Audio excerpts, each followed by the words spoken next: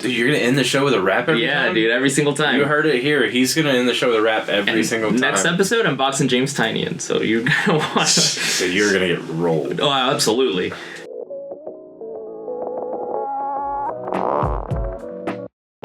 Welcome, everybody, to the first, I guess, pilot episode of a new show we're trying to start here at Memory Lane Comics, where we're just gonna have like conversations with people involved in the comic book making process, whether it's like artists or writers, editors, comic shop owners, which brings us to our first guest on the show, guys, Misters Jake and Ben Motsinger. Monsieur, yeah. Yeah. For a little respect on that thing, please. Yeah, no, a little pepper. Guys, welcome. Thank you, first and foremost, for giving me the space and time to do this. I know I've been pestering you guys for, like, months, probably, like, over a year, maybe, about doing something like this, and it's honestly really cool to finally get something like this going. Memory Lane Comics, the shop. We're located in downtown Wilmington, North Carolina. The shop has been in Wilmington for now over 41 years. And obviously, neither of you guys are close to that age. I'm pretty close to that age. But I wanted to hear you guys talk a little bit about how you came into the scene with Memory Lane Comics. this is a job I wanted, like, always. So when I was like a high school, middle school kid, I was high school kid, I kept asking the guy who owned Memory Lane if I could get if I could get hired here, and he was just like, no. He didn't want anybody that was, a kid on there, and it was just I kept just like kind of pestering about it, and fell out of comics for a little bit in like late high school, and then popped back in because I heard about Marvel Zombies was coming out, and I was like, that sounds too cool, I need to check this out, and popped back into the Memory Lane, and he was like, he actually asked me if I wanted to work there for the first, so it reversed a little bit there. Someone had just given their notice, and so I was like, yes. The spot opened up, man. And so I worked there through college, and Ben was brought on at some point working with me. Mm-hmm. And then we got the opportunity to take over ownership. Yeah. Been rolling. Did you guys see any difference between like working there and then like taking on the business? Entirely, yeah. Yeah. I didn't realize how much stuff you have to do to be a business owner. That's not just like sitting there at the counter selling stuff or ordering things or whatever. It's so much more involved. We had no budget. We had no concept of how much we should and shouldn't spend, and how much how to do anything up here. So it was. I thought I knew like everything when I was taking over, and I didn't know anything.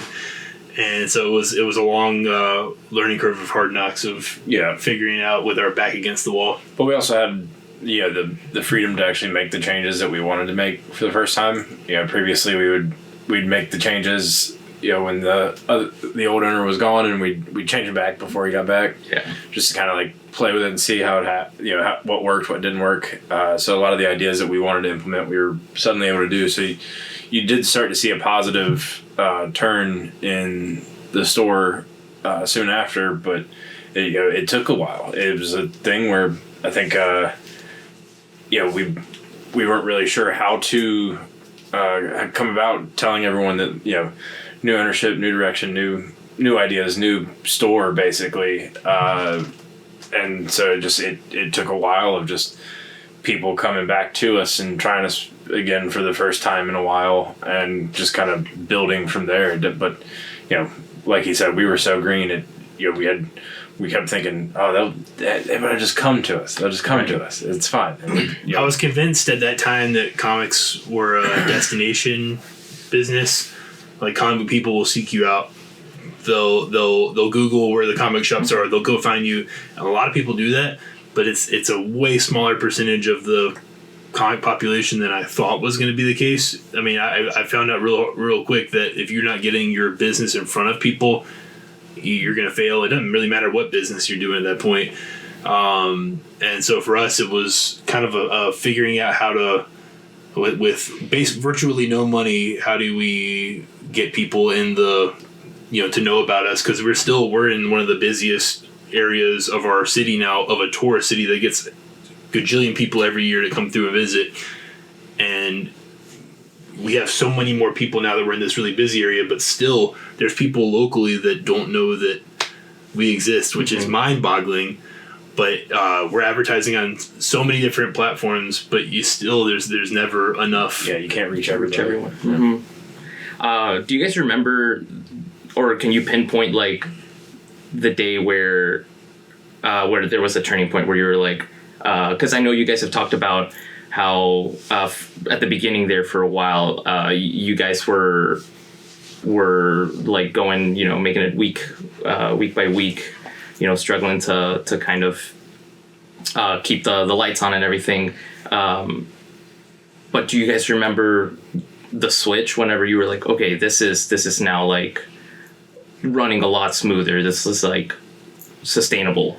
Probably it was at some point after moving down to this area, and it was still not that busy when we first kicked off down here, but it just eventually started really growing.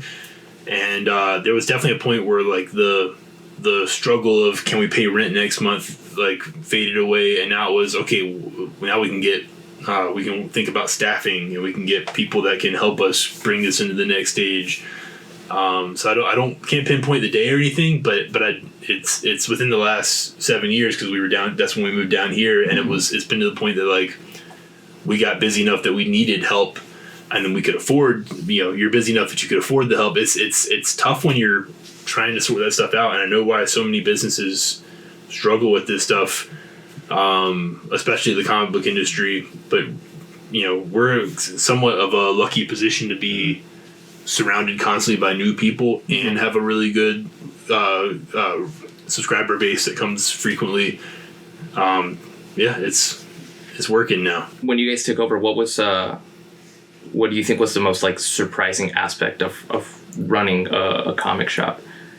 What was like the thing you probably would have never even thought about, and then you jumped in and you were like, oh wow, now I have to.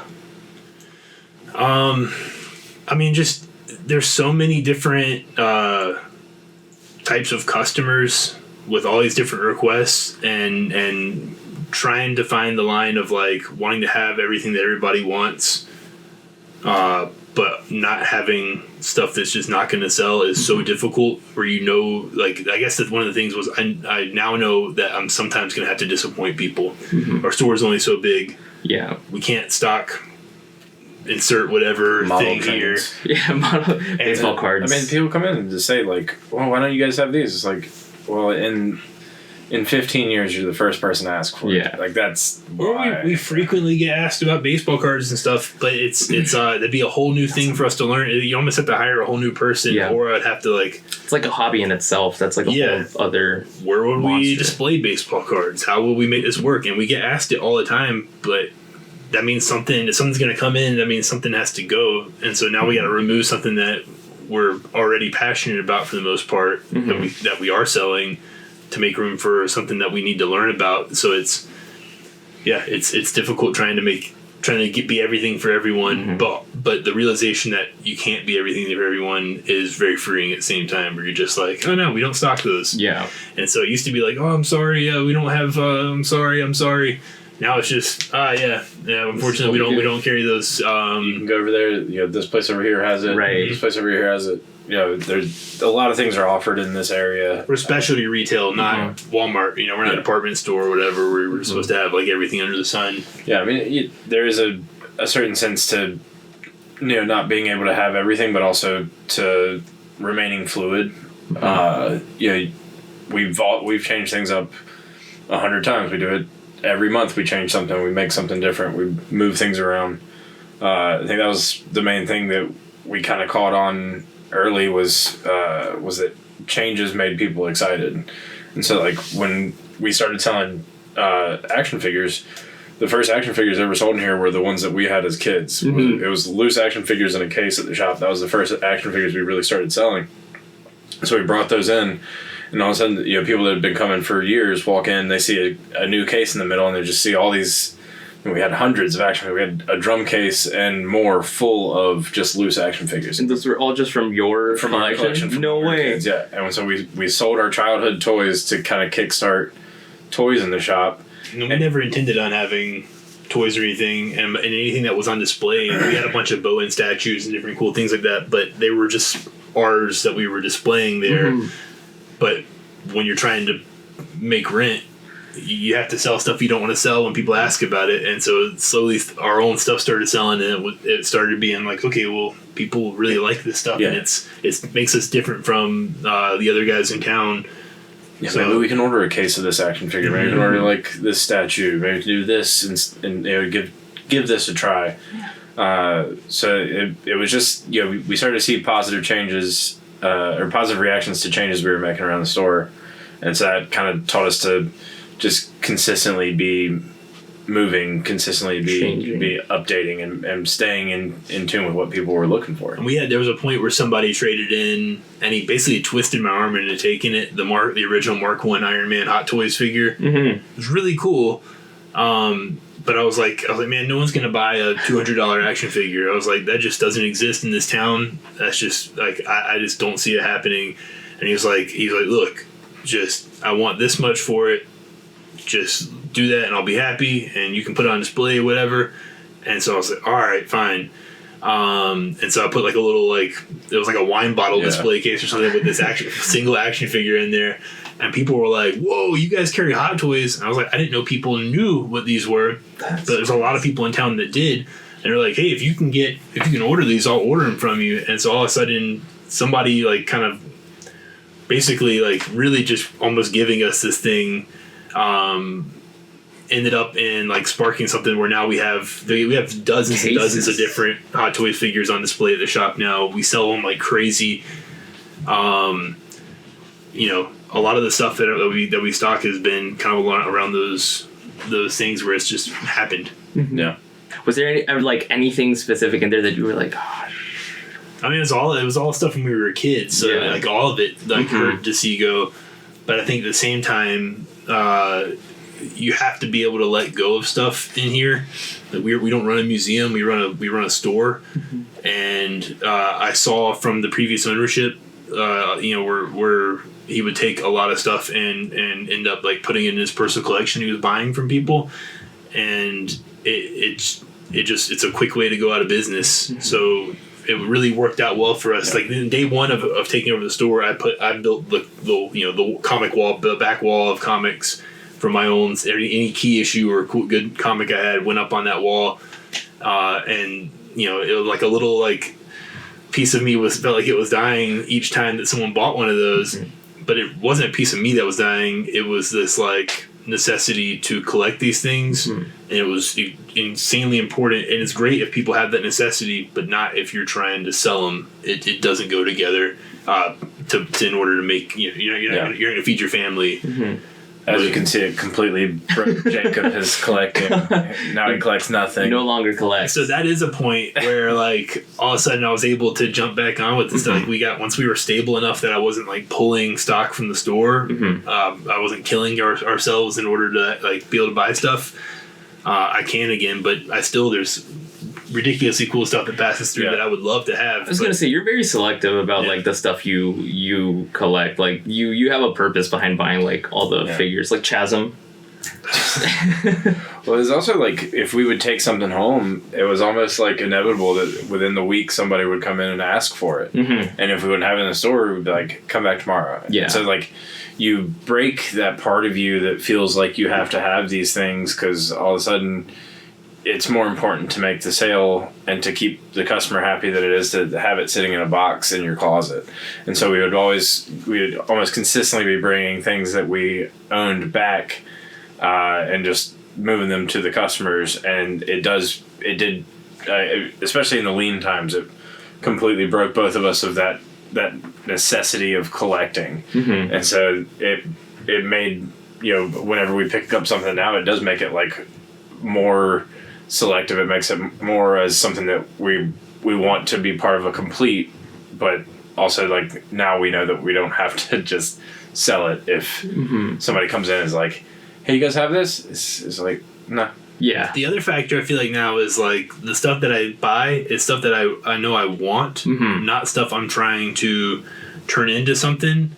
or like I'm not collecting it for value. So like I might as well write my name on the comic, or like write Jake on the bottom of the action figure foot or something, because I don't want someone to. I want it to just be like, no one would want this because it says my name on it. Yeah, I think that's how I want my stuff to be. I've heard you say like you even for like Hot Toys boxes, sometimes you just like I chuck those, throw them away. Yeah. So there's no like. I just put all the parts in a bag and chuck the box. Yeah, if you've ever seen the Free the Figure videos, oh my gosh, it's real. He just like rips into them. They're completely shredded, and then like he's like, oh wait, there's a little bag of parts in there too. Yeah. A little bag of parts out.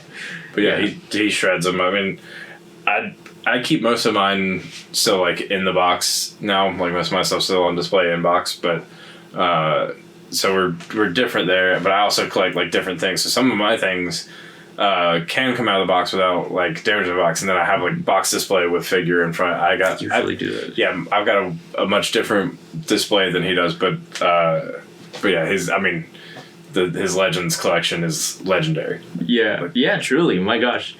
No, that's crazy. That's nuts that you guys have like very different forms of collecting, considering y'all are twins. That's pretty crazy. Some will confidently say we're twins. Yeah. I assure you we are not. They're definitely not twins. 2 years apart. No, that's awesome. And I've heard you say to like, I guess we get a lot of people that come in and they're like, how do you not like keep all this stuff to yourself, especially when we had that insane collection with like Amazing Fantasy 15, ASM 1, like most Marvel keys were in that collection, and like I heard time and time again people asking you like, how are you not holding this back for your own collection? And you said like it's almost like it is for at least for a brief time. It is in my collection. I did get to like enjoy it, and I've like owned multiple copies of Fantasy 15. Yeah, exactly. Like this is our collection. Single issue Superman comics, single digit number Superman comics. I mean, like some of the like coolest things. Superman 9. Yeah, and sometimes the Eagle cover was amazing. Sometimes I own it for 7 minutes before someone claims it or something, and sometimes it's a few months, but it's. No. You know, technically we've owned all this kind of stuff, and it's and you know, in order to make sure we get another one at some point, you have to sell these things. So cash flow is ridiculously important up here, and we sell everything at a sellable price instead of like jacking it up and waiting for the right sucker to come in. Like our goal is to sell something about as good a price as anyone can find it and get in their hands to make their day. So we love being like, I love that this place is it's a lot of people's happy place, you know? Yeah. And I mean, from my short time being here, like I've seen that it, usually stuff just comes back around. If you miss out on something, like chances of seeing it again are likely. Yeah. Even if it takes a while, like it'll more than likely show back up if you're patient enough. Yeah. I mean, in 15 years of, we've seen, I mean, like the Amazing Fantasy 15 idea is that like we've seen this one Amazing Fantasy 15, we've sold it twice now.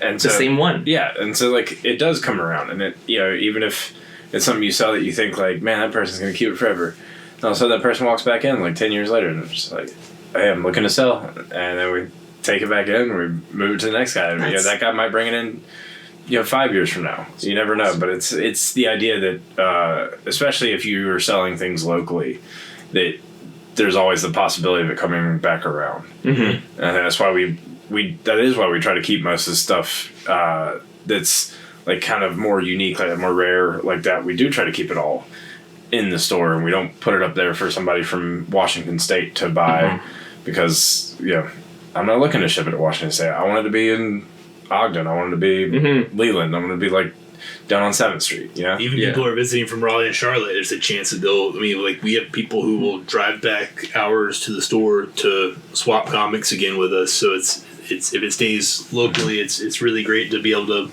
provide that. And we love when people are from Ohio or anywhere and come in and buy stuff. Totally. But it's beautiful to be able to keep it as local as possible. Yeah, I just know that people, like a lot of people are like, when this available online? Why aren't you mailing this out? It's like, well, I mean, these things, they're so like wonderfully unique, and they all have their differences and as far as like damages, conditions and stuff. And we would really prefer if you like. We would just have no stock. Yeah, even if you traveled in, we just want you to have your hands on it before you make the purchase. Oh yeah, big time. Like that's the big thing for us is especially big sales like that. Like we want you to have it in hand. We want you to be there to make the decision and not get it and then be disappointed or something because maybe you didn't see this or that. Right. I wanted to see if you guys could rank the Memory Lane staff in terms of punching power, just real quick. I think Ben's the guy to talk to on this one. Obviously, I'm number one. Number two over here, but distant two, but two nonetheless. And then distant. Obviously, they far distant three. Listen in. Tyler with the lowest ranking score I've ever seen. It's awesome. Tyler is behind the camera. He scored a 1. He got a 1. It was pretty impressive. I never thought I'd live to see it. Eric remains unranked. He is currently the fastest punching. He's the speed champion. He's the speed demon. It feels like Memory Lane is kind of becoming ingrained in like Wilmington culture. It's been here for over 41 years, and it definitely is leaving. Like you guys are leaving your mark on Wilmington. But what does the future of the shop look like for you guys? So we have 2 locations, part 1 and part 2, which are across the street from each other. I mean, ideally we'd figure out some way to either be next to each other or back in the same building. Combining our staffs back into a little bit closer quarters. It's tough to tell people, walk across the street and then take a left and you'll be right there, which is extremely simple directions. But when you're trying to, how many people don't do it? Yeah, so it's we're trying to figure out our next moves on stuff, but definitely just to maintain our status as a staple of this town. Yeah, I mean just remain part of the community, and I think that's one of the things we want to do more of going forward is being even more ingrained in community. And now that we're stable, that seems like something that we can definitely pull off. And I think that's you said it earlier that there's 200,000 people in the surrounding area, and no matter what kind of advertising we've done, there's still people out there that don't know about us. I think that's the next step is just making sure that through whatever means, just making sure that everyone does. And easier said than done, but yeah, that's the next step. Mm-hmm. And any advice you guys would give to anyone that's looking to open a comic book shop? I've only heard this like once or twice, but I think it's always fascinating. Number 1 is don't. Don't do it. Number 2, if you have to do it, and I think it's awesome if you do, you have got to be in front of people. You cannot just open anywhere and just expect people to come to you.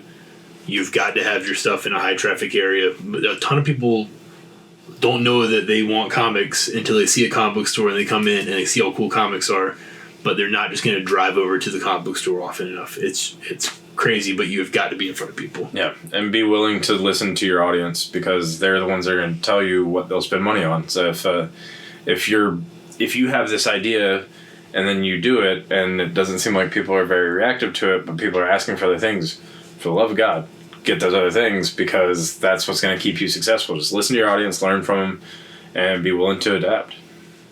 What is I want to go through like a few rapid fire questions. A dream like artist or writer that you guys would want to have as a guest do a signing at the shop. Man, I've always thought it would be like cool to have Todd McFarlane, like a major like kind of 90s era like hitter like that. I think would be really fun. Bobby K. Yep, Robert Kirkman. Bobby K. I mean, we've met him a couple of times at different conventions and stuff at like breakfast that he holds for retailers, and he's just an unbelievably nice guy. I'd love to have him in here, just kind of pick his brain because obviously, like as you know, Invincible is just like my staple for where I think comics should be and like what they can be. And I would say as far as like people currently working those, like Daniel Warren Johnson, I mean, just everything he's doing is absolute gold. Just the first thing that comes to mind, your favorite ongoing comic series. Man, Transformers or Ultimate Spider-Man. Mm-hmm. They're both just it's neck and neck for me on those two. Yeah, I guess I'm really enjoying the Moon Knight stuff right now. So I know it's like it was Moon Knight, now it's Vengeance and Moon Knight. But I love that one. President Jed McKay is killing it. Dude, he's the truth. Favorite graphic novel of all time? Murder Falcon. Nice. Invincible. Nice. Yeah. Sweet. No, well, thank you guys for giving me time out of your day to do this and the space. Next time around, we're going to have Joe Kovis on here. He is drawing our shop exclusive cover for TMNT #1. We're going to be doing a crazy launch party for it. It's going to be a pizza party the 24th of July. We're going to be raising money for a local sea turtle rescue. We'll have all that information on a Facebook event page that should be up soon. So definitely mark your calendars and come out to support a local artist, kind of getting his big break in a big title, and to help rescue some sea turtles. Yeah, save the turtles, guys. Save the turtles. Yeah, stop ignoring the turtles. It's enough. It's enough ignoring. This episode was recorded at Memory Lane Comics. Check out our shops in downtown Wilmington, North Carolina. Follow us on Instagram at Memory Lane Comics and at Memory Lane Comics Part 2, and on TikTok at Memory Lane Comics and Toys. Links to all social media in the episode description.